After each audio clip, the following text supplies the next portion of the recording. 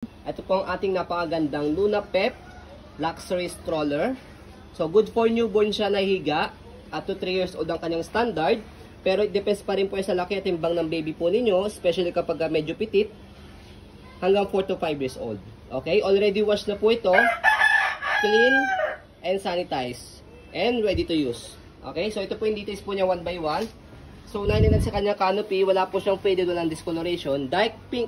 Na dark pink siya. Raspberry and raspberry. Raspberry, ayan. And then, extension canopy niya. Pwede nyo hindi gamitin to. Pasok nyo sa loob. Ayan. Ang ganda nito. Every time na nagkakaroon kami ng ganito stock, ambis lang masold. Ang ganda ng quality ng tela niyan. Yes. Pang mayaman talaga. And then, lockable siya sa side. Okay, para mag-fit yung kanyang canopy. Sa pag-fold, tanggalin lang muna yung lock niya sa gilid. And then, fold. Ayan. Next natin, yung kanyang higaan, upuan, ayan, kompleto siya sa harness pad. Belt lock, wala po siyang putol. Press nyo lang po yung gitna. Ayan, nako-combine siya. Ayan, para hindi kayo malito. Bakit sabihin nyo, natanggal. So, ayan, nako-combine siya. And then, next natin, yan, sa kanyang footrest, napaka na pa. Ayan. Leather. Brown yung side, di ba?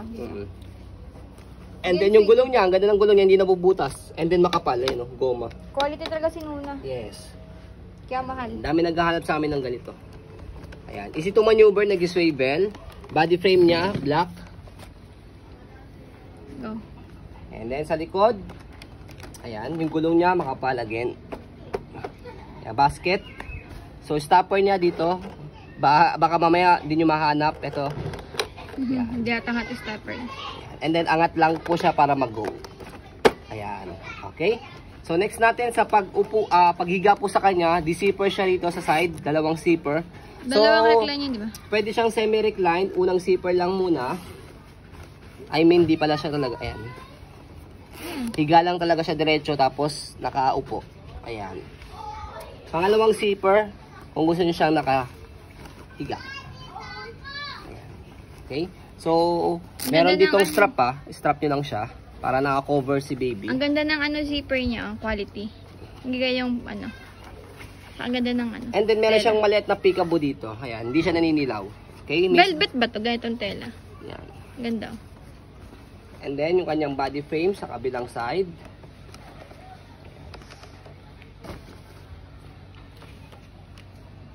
Go, handle. Ayan. So, fit muna natin para makita nila yung kagandahan ng Luna. Maganda talaga yan. Sa handle, ayan, extendable or adjustment po. Na-adjust po yung kanyang handle. So, dito, angat nyo lang po ito. Pagka bababaan po ninyo, pag-i-extend po ninyo, and then lock. So, stroll muna natin para makita po ninyo na wala po siyang issue kapag ginamit. Dito is ng handle. Ayan. Normal side of usage only. So, isa lang po itong stock namin ng Luna. So, pauna na lang po kayo dito. Dahil napakabihira lang po namin magkaroon ng ganitong stock. Actually, after 8 months yata, 6 months bago kami nagkaroon ng ganito. Ayan. So, sa pag-fold sa kanya, napakadali lang din. Fold natin muna yung kanyang canopy. And then, upo muna natin siya. Hindi naman kayo mahihirapan sa pag-fold sa kanya.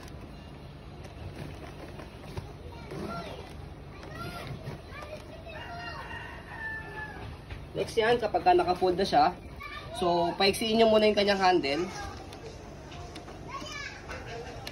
And then, dito sa side na to, left and right pero press nyo po yan, ang pangat, and then, paharap yung fold niya. And then, yung strap niya rito, fold dito. Ayan. So, ganyan yung folding niya. Okay? So, pwede nyo po siya i-lock, stopper, tapos, angat nyo po siya, set aside po ninyo sa gilid. Yan, sandal yung ganyan. Kaya ako siya yung stopper para pagka sinet aside ninyo, hindi siya umandar. Nakalock siya. Ayan. So, kung gusto nyo, hand carry nyo siya. So, try natin if for parang luggage type siya. Ayan. Medyo mababa nga lang pag naka-luggage type, pero try natin habaan. Ayan. Okay, so as you can see, para siyang luggage type, habaan nyo lang po, extend nyo lang po yung kanyang handle. Ayan, so no need nyo nang buhatin, hatakin nyo lang siya kahit hawak nyo si baby. May hawak kayong gamit, hindi kayo mahirapang bitbitin siya. Ayan. Try natin kung matatayo, ayan. So yun nga lang, hindi siya natatayo na maayos. Kasi wala siyang stand. Okay? So sa pag-open, tanggalin lang po itong lock sa strap sa gilid. Tapos, if in case na sumabit yung kanyang basket dito sa kanyang stopper, angat nyo lang po siya. Kasi baka mamaya, pinaforce po ninyo, masira yung basket. Okay, tanggalin nyo, angat nyo lang yung basket, tapos bukan nyo lang siya. Okay? So, ayun na po. Ganoon lang siya kadali i-open saka i-fold. Okay? So, ayun po, as you can see, very details po kami sa pong pag-video kasi amin siya policy. No refund, no exchange. What you see is what you get. So, ayun po, maraming salamat. Have a nice day and God bless po.